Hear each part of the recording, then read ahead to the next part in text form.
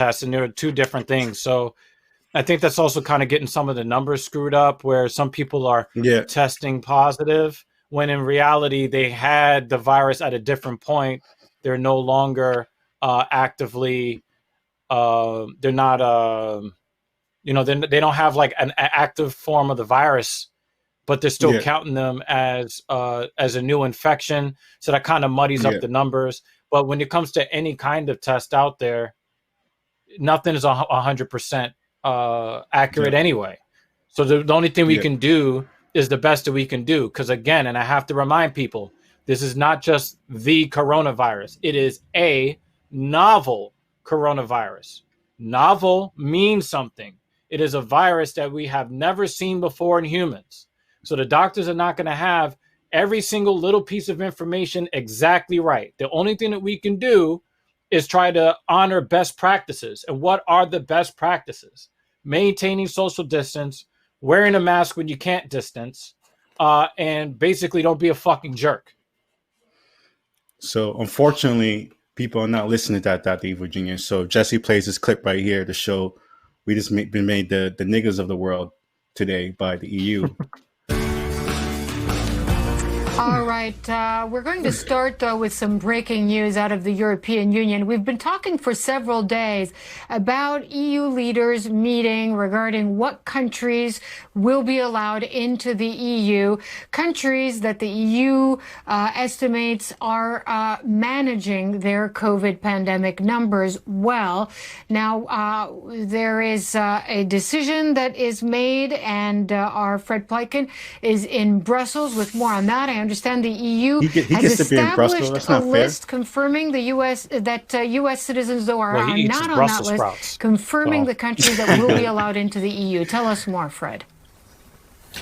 Yeah, you're absolutely right, Hala. And this list came out really just a couple of minutes ago, so it's pretty hot off the printing presses, if you will. And there are indeed 15 nations on that list where the EU deems that it's safe to allow citizens from those countries back into the European Union. There's some interesting things on that list. For instance, China is on the list, so Chinese will be allowed to come back to the European Union. But the EU is saying that there needs to be reciprocity, that China also needs to allow EU citizens or citizens from EU countries back into China as well. And then we get to the whole complex of the United States, which, of course, has been talked about a lot over the past couple of years. The United States did not make the list. But then if you look at the list very carefully, there are a lot of countries on that list who are significantly less wealthy than the U.S. and whose healthcare systems also are a lot less well-funded than that in the U.S. I want to stop that right there. What's the point of saying that? What's the point of saying that? No. Actually, he makes a good point. No, he makes a good point, and I'm gonna expound on that. Right? Yeah. The infrastructure and the money that you put into it doesn't mean a motherfucking thing if you don't have citizens that care about people other than themselves. If you look at the customs of a lot of those other countries, they treat each other as a community where they want to look out for you to make sure that they protect you. But we have a large segment of our population that believes in personal freedoms, and they don't believe in the principle of just because you can doesn't mean you should. They don't believe in that. They believe, I've got my constitutional rights, and fuck your right to live, fuck your right to happiness, because I want to do what I want to do. So what you're really seeing is back of your neck. Right. What you're really seeing is an indictment on our so-called culture in this country, where the rest of the world says, no, we see you for who you are, and we don't care how much money you put into looking for a cure or a treatment or how many hospitals or ventilators. We're not looking at any of that. We're looking at the spirit of your country. And the spirit of your country is we don't care about anybody besides ourselves, and we don't want you coming over here with that mentality infecting our citizens. Like, it was such a slide for him to say that, United States is on the list, but these poor ass fucking countries, they're like able, it doesn't matter about your money. You are in the United States. For some reason, you can't fucking come here because the EU is making an active decision. We don't want your money. We'd rather be safe than have your money. That is a big decision, to make as a group of people who want money and economics and stuff like that. They say that, I don't want your money here. I'd rather be safe and wait this out. That is a huge statement, and we have to see how this plays out in the next few, I don't know, days and months. I mean, I feel like the days, not this. This is like pretty big right here. Yeah, I made that same argument too. Like, I keep trying to tell people, because a lot of the people that are worried about the economy over human lives, I have to let them know, like, I'm losing way more money than you are, because I do, per hour, I do, as a personal trainer, I command a fair bit of money per hour. It's way more than the average. But I'm willing to forego that money if it saves just one life, because that's just how I'm built as a person. But you have all of these people that are telling you, well, what about the economy? Fuck the economy. What economy do you have if you lose a significant part of your countrymen, a significant loss of life? What's the point of having an economy if you don't have any people to share in the economy? Yeah, so why don't we take care of people first and then get back to making money? So Dr. Virginius, if Jesse can pull up this article real quick, it kind of, the study, because like you said, everyone's learning, the scientists, all these studies are like new, they're all studying this. So now we said that the protests weren't the outbreaks, weren't like the super spreaders were happening. Now they're actually connecting the dots and saying that, no, it's being traced to these stupid ass fucking bars and protesters. So not only is it saying it's not from the protest, but it's coming from this stupid ass shit over here. So like now we're really connecting the dots and showing like, wearing masks, washing your fucking hands, that matters when you go out there in the streets, and when you try to make a statement. Yeah, that's what, yeah. There's also another side of things too, is the human element of this. We're human beings, and we're a communal species. So it's very difficult for people to wrap their brains around the fact that we need to spread out and not be around people, because that is not how we're built as human beings. We're built to be close together, to have tight social groups.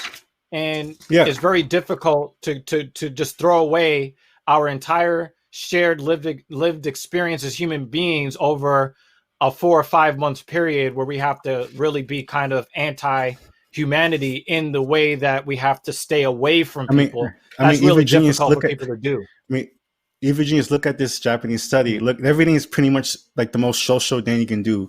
Singing, cheering. It's like all the things you do with people is crossing like people that get sick. And it's like a bizarre world. And it's really, I understand. I can understand like people are just bugging out, because it's like everything I do to feel healthy with people is what can kill me and other people and make me really sick, make other people sick. It's like really strange. I understand people freaking out, but not freak out in this way when we have Dr. Fauci saying that 100,000 people might be, positive every day. That's a different story.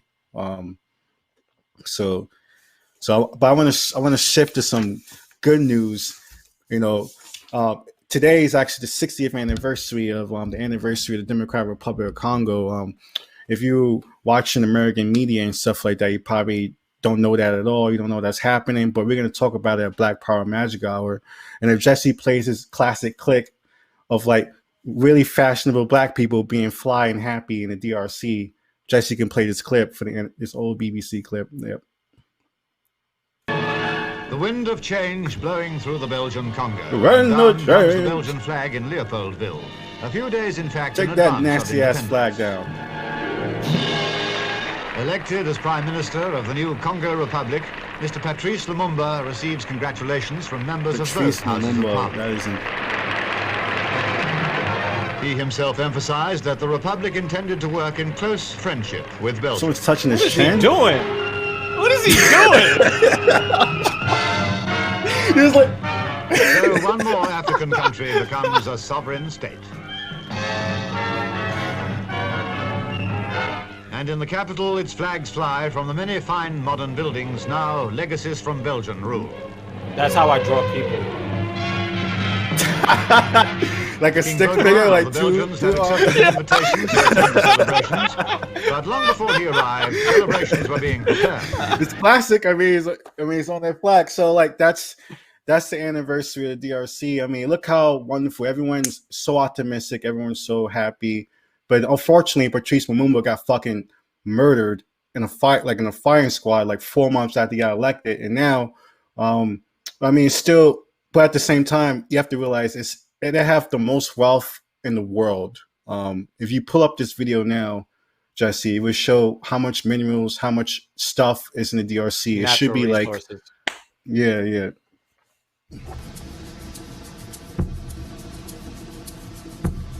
What do you really need to know about Congo? It's the greatest single example in history of how predatory. I'm sorry, I'm showing I know people might be mad at me showing a British guy talking about Africa. I'm sorry. Yeah. Congo was one of the most mineral-rich. I saw DR Congo and I thought Dominican Republic. Gold, Congo. Diamonds, copper, uranium, cobalt, golden. Look at that. It's like all the modern materials for like jet engines. There's estimated to be more than $24 trillion worth of mineral wealth under Congo soil. So why are its people some of the poorest in the world? It starts with the story of a great crime. Back in 1885, a king in search of an empire created a state the size of Western Europe. King Leopold of Belgium drew borders through ancient kingdoms, forcing 450 different ethnic groups into a new state. Leopold's plunder of the natural resources caused as many as 10 million deaths. It sparked the world's first human rights campaign, which forced the king to hand over the country to the Belgian state. But Congo remained a place where the white man dominated and exploited. The white man. Patrice Lumumba, like, I can't. It's hard for me to read about Patrice Lumumba because I cry when I read about him and stuff. So it's like I have intense feelings about what he meant for the continent and Central Africa. And like Patrice Lumumba inspired millions across the continent, but the West saw Lumumba as an enemy. The Belgians supported a rebellion against the new government in the mineral-rich east of the country. And when Lumumba appealed to the Soviet Union for help, the Belgians conspired with the CIA to murder him. That is ultra fucked. It paved the way for the 3 decades-long rule of President Mobutu. They didn't come any greedier in Africa. Fucking, it's estimated he stole looks like half of the $12 billion his country received in aid. The West helped to keep him in power. A people and a country finally breaking under the strain of 26 years of autocratic and brutal dictatorship. But Mobutu's era ended in the most unexpected of ways. Genocide in Rwanda, the country next door, saw millions flee into Congo. So people know about this. But, war followed them. Rwanda and Uganda sponsored a rebellion that overthrew Mobutu and installed the Kabila family in power. In a decade of war, more than 5 million people are estimated to have died. So yeah, we're gonna cut from there. It gets happy. It gets this guy. Yeah, it doesn't get happy after that. So I guess it's having technical problems. I don't know what's going on. I know he's an editor. But yeah, so that's pretty much what's going on. And I guess Richard Beningi is actually like an incredible filmmaker. Richard, you can come up on the screen. We can chat with you. I want to talk about your experiences. Yo, Richard. Can you hear me? Disappeared. Yeah, I can hear you. Oh, can you hear me? There we go. Do not do nothing with your computer. Don't touch it. Just talk to it. I'm not touching anything. How's it going, guys? I'm good, Richard. It's good seeing you. It's lovely seeing you during these times. You know, it's crazy what's happening. Did you check the clips we played earlier? Yeah. Played earlier today? You talk about yes. How Lumumba is getting his hand hold. Yeah. No. But tell me about your documentary. Unfortunately, you didn't share it in time to our producers, so we can't show you a clip. So tell me about this documentary you're working on.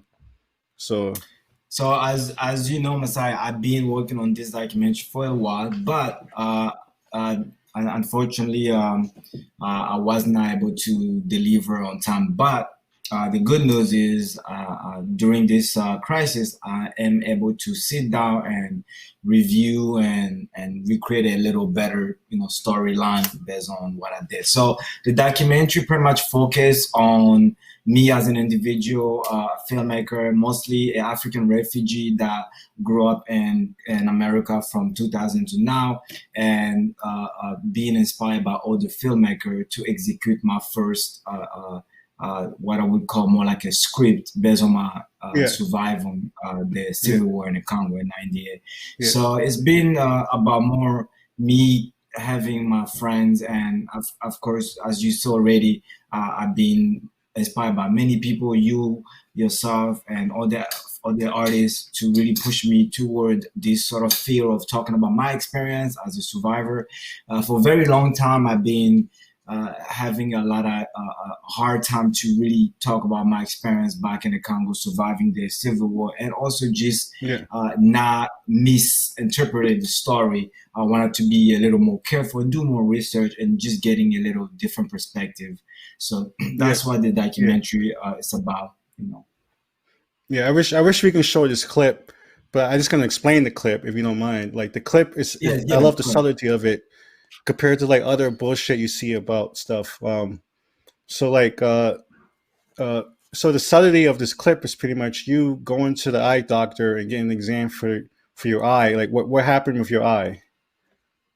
So during the civil war, we had encounter a couple of rebels.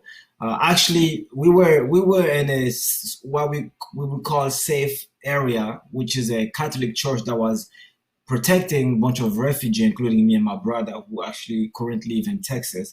We both survived the civil war. And one time we just at this compound, and we get sort of like raided by a bunch of rebels. And I remember being at that time I was holding someone's baby. So when I saw those rebels coming in, holding someone's baby. I was holding someone's baby. Long story short, as I'm protecting the baby from being sort of like taken away by the rebel or whatever the case was, I kind of like got hit with the back of the gun to my right eye, which had slowly grown and increasingly affecting my eye condition. It's not until like maybe in high school that I had found out that I was legally blind. I couldn't see with my right eye because the muscle in this area was deteriorated. So on the documentary, the beginning is I met the doctor. The doctor is pretty much confirming that my eye is deteriorated. The only thing I can do to protect my one eye would be to wear glasses. And that's pretty much what happened. So from that point, believe it or not, I did not know that I was blind until actually I was doing an internship. And what year did you get hit with this gun? What year did this happen? We talk about this is early 97. This is early 97. Nice. This is going to 98. I didn't came here until 90. I didn't come in America until 2000, but I had to stay and live in the Ivory Coast for a couple of years to get the asylum and everything. But that was kind of like I did not realize until I started doing my internship holding a camera with a viewfinder. And one time I remember holding a camera and the producer's like, well, you pointing the camera to the wrong direction. I'm like, no, the camera is off. And it's like, no, the camera is on. That's when I realized that this eye wasn't functioning. And all this time I've been drawing with this eye. So I would say this is just a blessing, and I try to be as humble as possible because I know there's people out there that are fully blind. So I really, really take this seriously by reminding people it's not a joke for being blind. So definitely. But going back just real quick to the earlier clip we played about the 60th anniversary of the DRC. You know, you saw how beautiful that clip was, how wonderful it is. And you watch the news and people don't see that beautifulness. They don't see that incredibleness. So tell me how it was growing up out there. How was it, you know? Growing up in the Congo, for me, I mean, I would probably not speak out of the context of how, you know, we always showcase Africa and America. So my experience growing up in Africa was beautiful as far as like, you know, agriculture, culturally, right? Culturally beautiful. People are very, we have a big hospitality. We have a big heart. Congolese people are very, I mean, they will give you the last meal before, you know, they give themselves.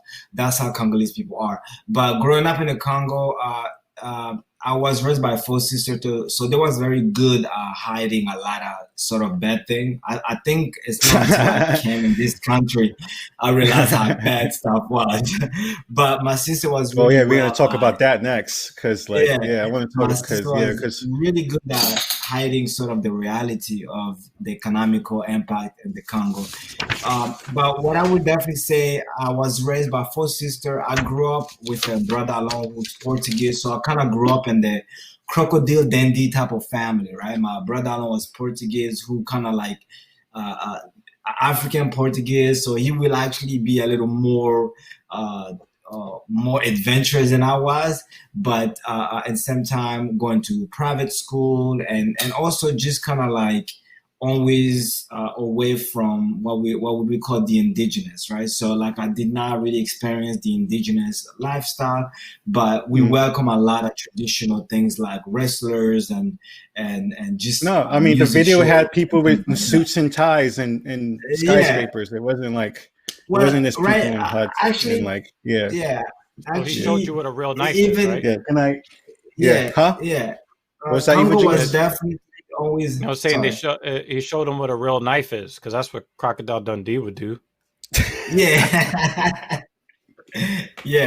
So the lifestyle, when you call about embracing European culture, yes, Congo has sort of embraced this what we call the laissez-faire, embraced the culture of like dressing what's it called? And I think laissez-faire. Laissez-faire means Laissez-faire. like swag. And the best way I can say is like maybe like swag in English, right? Laissez-faire. They have swag. They dress nicely. So I think we have embraced that for a very long time. I mean, me growing up, I actually, without even knowing, I did adapt that sort of like style of wearing whatever I wear. I'm not trying to get too crazy, but I think I've adapted a sense of European style. But when you come here, you realize how much is sort of kind of overlook, right? And for me, it's a matter of like rather you are for it or not. I think it helps a lot of people economically to feel good about themselves. I encourage people to be healthy and dress good, and that help them to get jobs, that help them to have good interview experience, and that help them to just be acceptable in certain situations. But and another side, I felt like Congolese had brought a style that came from Europe, and it made it even much better. So I think we actually have created a presence of like how you can go to your closet and create something out of nothing, and that's why we really take pride of that. I mean, my uncles and my brother, they used to kind of rock things like Versace and Gucci. And me being a kid, I didn't really care about like Versace clothes or fashion.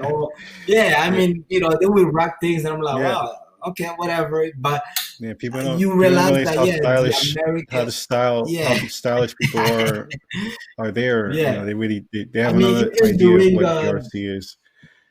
Yeah, even during the war, after the Civil War, one of the things that people will do, they will go to houses that have been abandoned by rich, wealthy white people, and they will take all those clothes. They will take the clothes, they will go and they will resell. Don't say that. This is what white people are scared of now in our country. They're scared when you do that. But I want to ask you a question, because I feel like you're like almost like the perfect humble person to ask. Like you literally escaped the Civil War, and now we're in this country where like what do you think of this police violence? What do you think of this like police brutality that you see around you, that you experienced yourself, and like what do you think of what's happening here, like from your perspective of like leaving the DRC?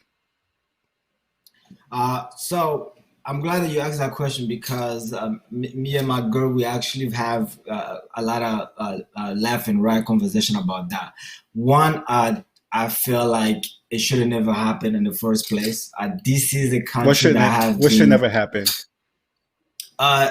First of all, police brutality, anything that pretty much demonize or discriminating, or anything that we know that has been for years in this country. Because the reason why I say that is because it's hard for me to witness this for someone who actually literally left a country that had a civil war, to come here for a better life, right? For a better opportunity.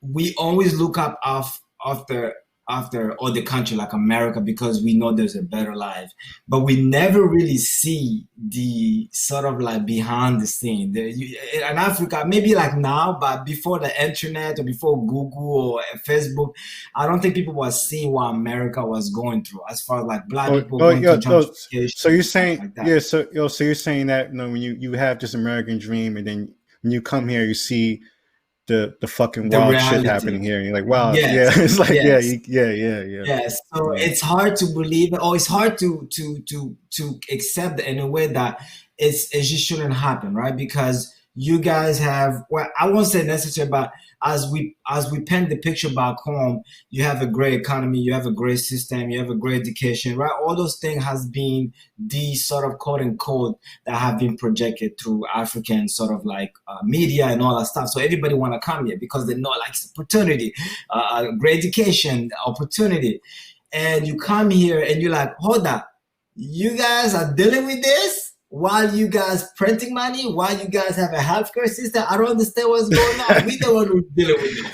We the one who deal with the sort of like the president and politician who actually does not invest back in the country and economy. Yeah. We have people that actually, you know, so when you witness this, it's mind troubling. It's very disturbing in my opinion, but it's not fair because as a person who want to fight also, I am scared to go out there on the protest because I have one eye, so I don't want to lose my eye. But it really gave me angry. So the only thing I can do is express my gratitude, encouraging my brothers and sisters to be safe and to be very like courage, and also just remind them that they're not fighting this war alone. But what's very disturbing is the fact that how much police officer got away with this thing for years and years and years and years and years, and it was just a matter of time for the voice to come out.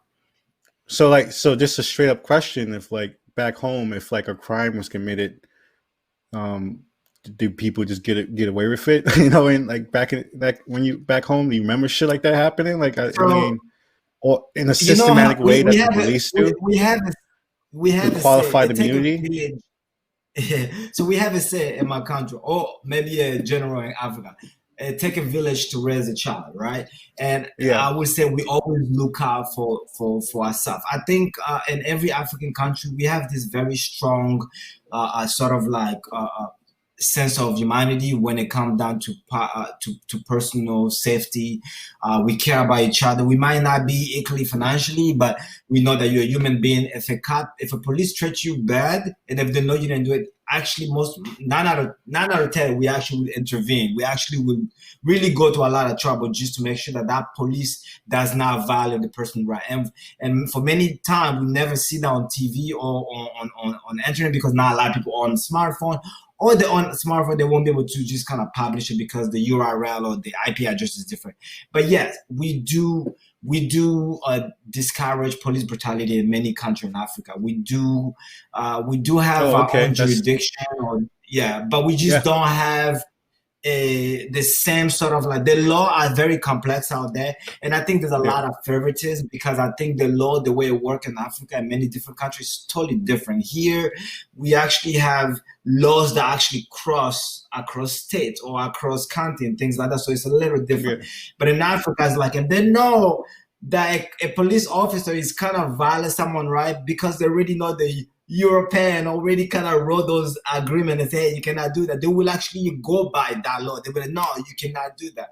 But mostly important, they will defend the person knowing the person have never committed crime. So they will make sure that they reinforce that you gotta go to court, you gotta have right. So there's a lot of things that they don't talk about that we do respect. Yeah, we do respect a lot of things that involve human rights, but we just don't see that as a debate a lot of time on certain channels and things like that. I've witnessed myself many times where the situation of like, let's say someone maybe like stealing an apple or whatever, and it would be just kind of like a warning versus like, you steal an apple, I'm gonna fucking shoot you, because you're black. And racism in Africa is also a different type of racism. It's not, I don't think it's the same getting as arrested.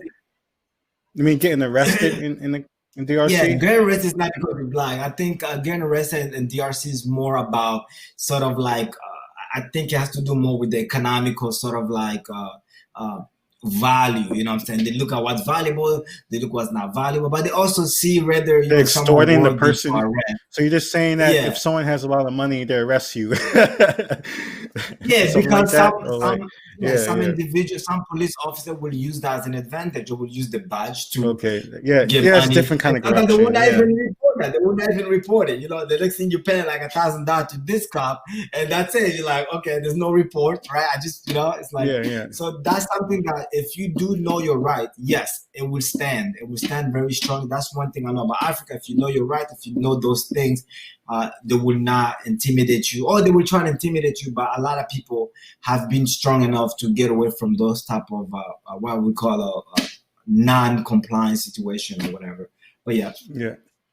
So I have a question about like how, you know, you guys are doing or how things are going over there in the age of COVID-19, because in a previous segment that we just had, we were talking about why the United States is not on the short list of countries where our citizens are allowed to go to the EU.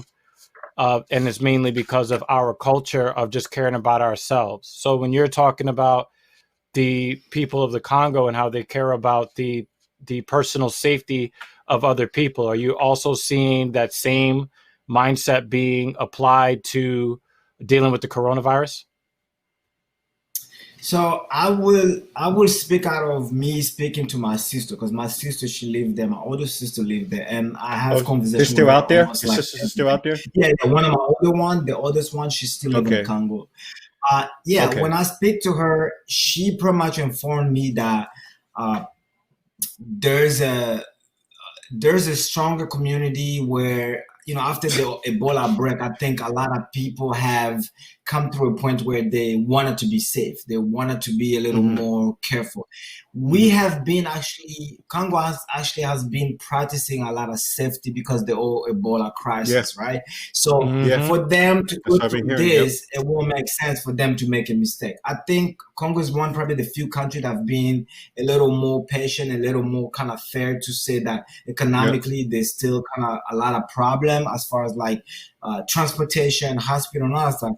They've been doing really well for themselves. One of the issues that a lot of people are having right now is just the distribution of like food when it comes down to people that live in certain remote regions or very hard to reach. So the UN has been kind of like helping a lot, because there's still kind of people out there from the UN that's still guarding certain area, because previously there was another incident where like there was a group of Mai that will try to attack and terrorize people. So having that already in place was able to give the UN team a little more help faster to distribute around the country. But the challenge right now is be inside the house without air condition, be inside the house with a certain restriction of water, or so a lot of people have to realize that Congo is a very, very old country or old city, which need to be rebuilt. We talk about pipeline, water, electricity. Some regions still not getting electricity. My sister live in what I would call more like I would compare maybe like to the Brooklyn version of Congo, right? You know, but she's also a smart person, so enough to know that she would never endanger herself. So she's also participate and volunteer a lot in helping people out there. So it's kind of like hard for me to sit here and feeling very helpless, but I always pray for her, and I know that she's strong enough. But the people in the Congo has been very responsible.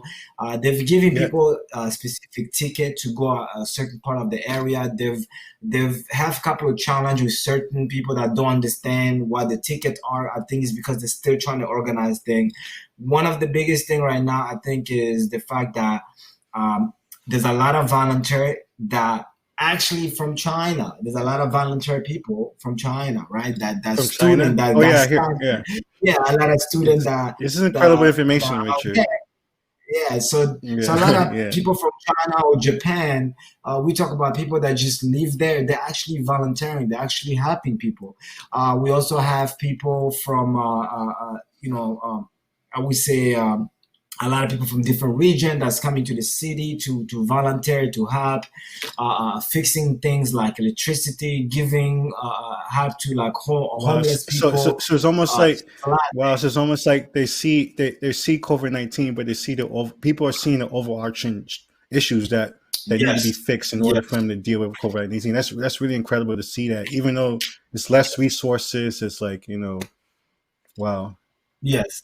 Congo also has I think they're going to the right direction right now as far as like, I mean, I hate to say this, but sometimes people have to deal with a lot in order to really realize a certain meaning of power of people. And I think right now across the world, including Congo, we've seen the power of people. I mean, we've seen the power of what happened when we come as a community, what happened when we come as a unity.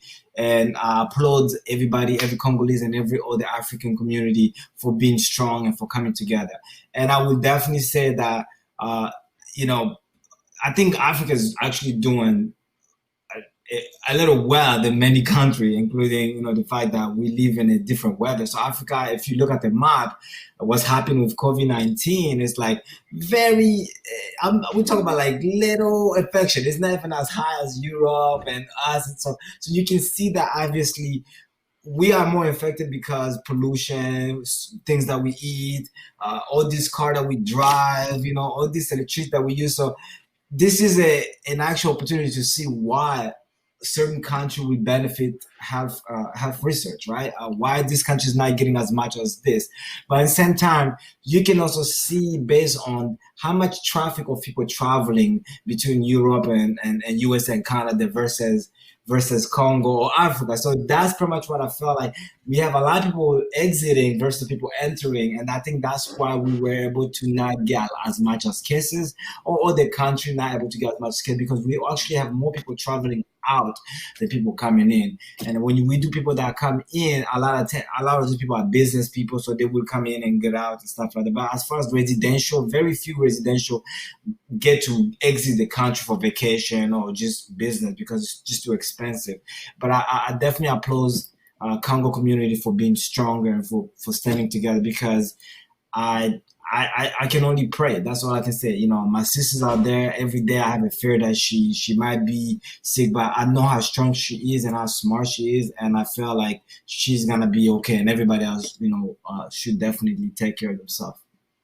Yeah, I think the cooperation is more powerful than any other factor.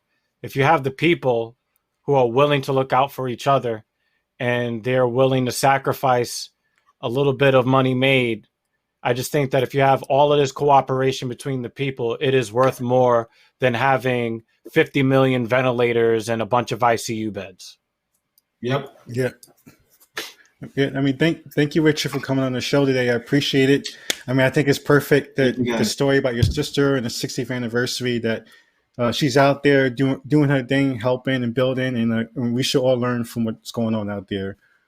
Thank you, Richard. I mean, I appreciate you for having me, and like I said, I always want to address, and this is probably the only way I'm going to address how angry I am and how I'm sending all my solitude, and I'm just giving a lot of courage to the new generation of America right now to keep doing what they're doing, because right now, we have a big battle to fight, but I think we're gonna do well, because now we have an actual stronger presence, and that means a new generation, and keep doing and the good fight, keep fighting good fight. That's what I meant. Yeah, thanks for having me, guys. So Jesse's gonna cut to a new segment that we have, Fight Club.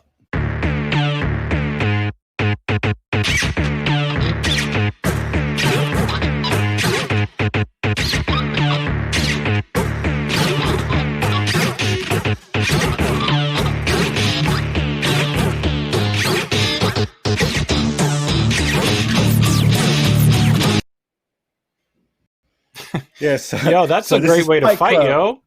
If you don't want to get blood on you, you know what I'm saying? Just get some PPE and then whoop that ass. Yo.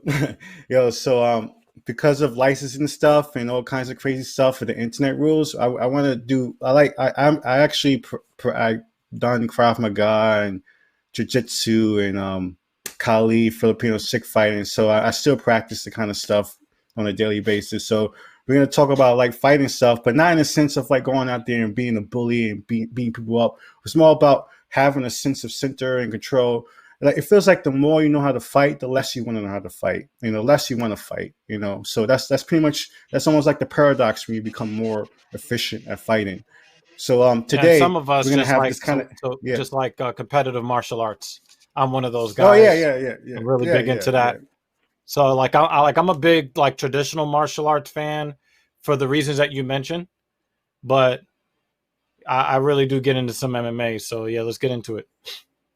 Yeah, so today we're gonna talk about self-defense. There's a difference between learning martial arts and self-defense. So this is gonna be an interesting clip. If you play this clip, Jesse's gonna play a clip from another guy named Jesse who knows karate. Common mistakes people do at this point. So Jesse's going to talk about how to fight multiple people at the same time. Center of gravity too high and start jumping around. But you want to be able to have some stability as well in case you need to punch back. So he's pretty much going to try to move in a low kind of position down here. People. Don't jump around up here. Okay? Next, common problem. Feet should not cross. If you can avoid crossing your feet, that's a good thing. Because in case you end up here and then somebody actually starts punching you, you're gonna trip over your own legs. So try to have a good solid fighting stance as you move around and try to line them up in a straight and nice line. Okay, now moving on. The second exercise is if you cannot get them into a nice and straight line. So let's say they start surrounding this makes more sense. This what is do you do? Okay. This is what I kind of got taught. Exercise looks like this. You guys stand in a fighting position, and then I'm gonna be standing in a fighting position. Now, I try to move towards the first person who attacks me. So any of these thugs can try to punch me. Let's not go that's a loaded word. I don't know who's gonna punch. You don't know. Anyone can take the initiative, right? And I try to go between the person who's punching me and the other person standing next to him or her. Let's try. Here. Okay?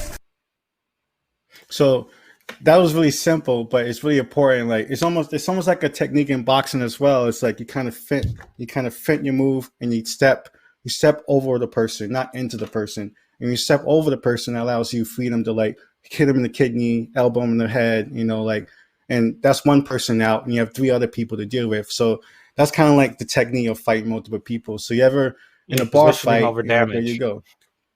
Yeah. So, someone said dogs, but he clearly meant in a double dragon sense. Yeah. I was being a dick.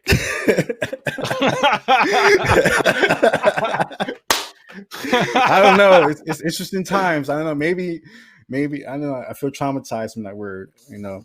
So we're gonna have this. well, before we go there, because I think there's actually a good segue to what I wanted to like really talk about. UFC had that event in Las Vegas at the Apex. There was so much buzz about the main event between Dustin Poirier and the Hangman Hooker. And a lot of people are asking whether or not it's a contender for fight of the year. Definitely one of the best fights of the year. But one of the things that I noticed from analyzing the fight is that Poirier looked like he was definitely going to get knocked out within the first or second round because he was very undisciplined. A lot of wild swinging. He actually stepped toward his opponent. He did not use the footwork that he's known for using. And when his coaches got him in the corner, it was like, hey, you can't just keep like running into this guy's fists. He actually takes the next 3 rounds for the victory because he didn't just step forward like Jesse was just saying in his clip. He was actually starting to rely more on his footwork.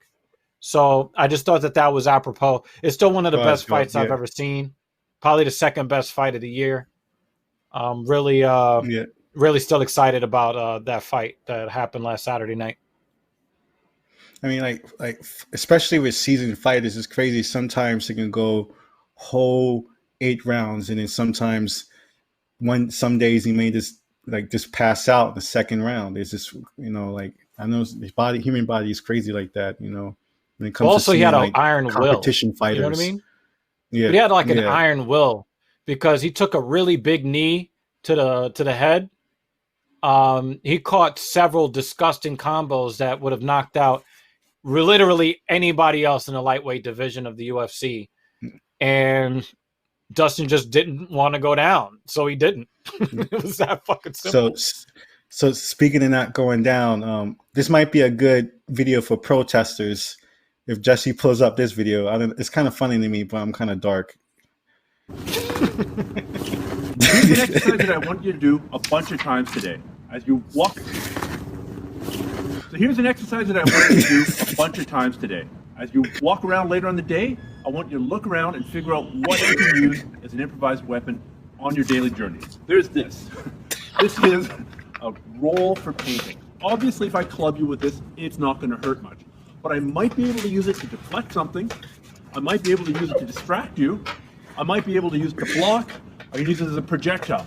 Traffic pylon. Again, not actually a deadly weapon. It's a good thing to throw with. Maybe you can use it to block. You can use this to throw at somebody.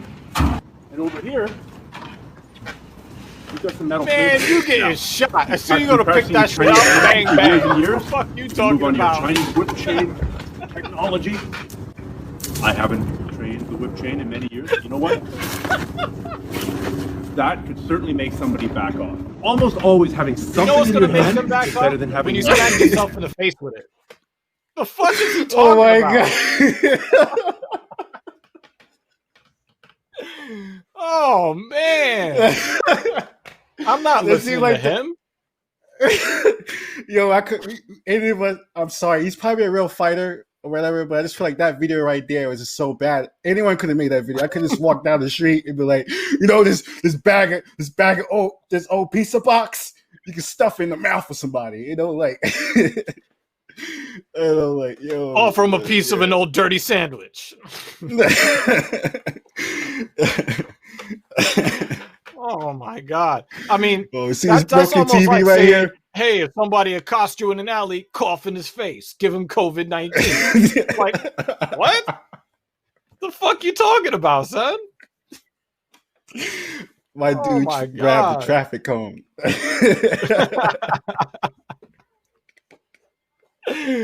Oh my god! I was not prepared for that. See, this is one of the reasons why, like, when we're like preparing for these shows, and you're putting like video clips in there, I don't look at that shit. I want this to be the first time I see this shit. I want to watch along with everybody else. Like, look at this dumbass shit. So you should see him in the UFC sometime soon, grabbing an old dirty sandwich out of a dumpster to hit you in the head with it. Oh man, that was horrible. Oh man, grab this pencil, be like John Wick. Yeah, no. No. Old keyboards. Keyboards are good weapons too. Old keyboards, old cell phones, old big iPhones are like weapons too. You can use that. Broken dressers, you can use that. He could have went on in that video. I don't know, like pick up the edge of a sofa, drop it on his foot. I mean, we're gonna talk some dumb shit. I mean, we might as well just go all the way, right? You know what I'm saying? Like push to like the edge of the bed, like near him, so he'll stub his toe. You bang up his shin.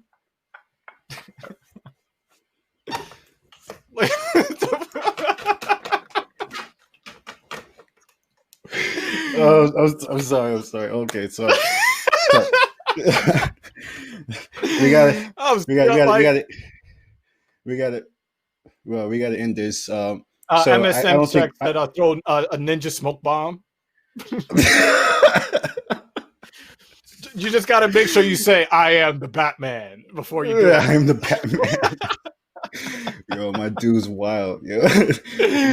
Definitely have a utility belt when you're doing that on the streets. So we have a final video, which is probably not any better than the last one. If Jesse can play this is pretty astounding. I want to end with this video. A kid that probably can knock your knees in. Play the clip, Jesse. When you are fighting this, it's just fast. When you are fighting this, it's just fast.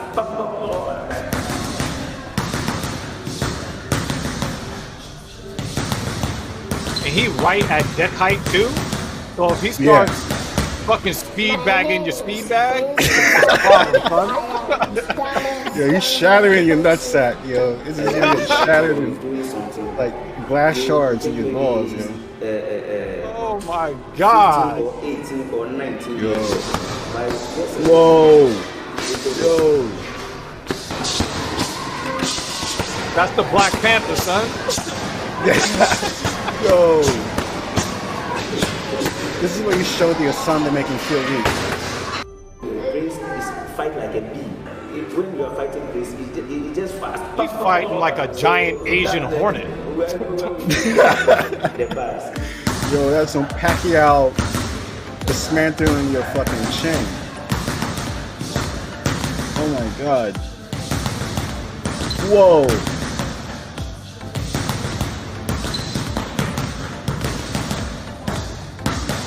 Oh, yo, that's a kid that you gotta pick up and you just gotta throw him somewhere. You can't go toe to toe with that, son. Yeah.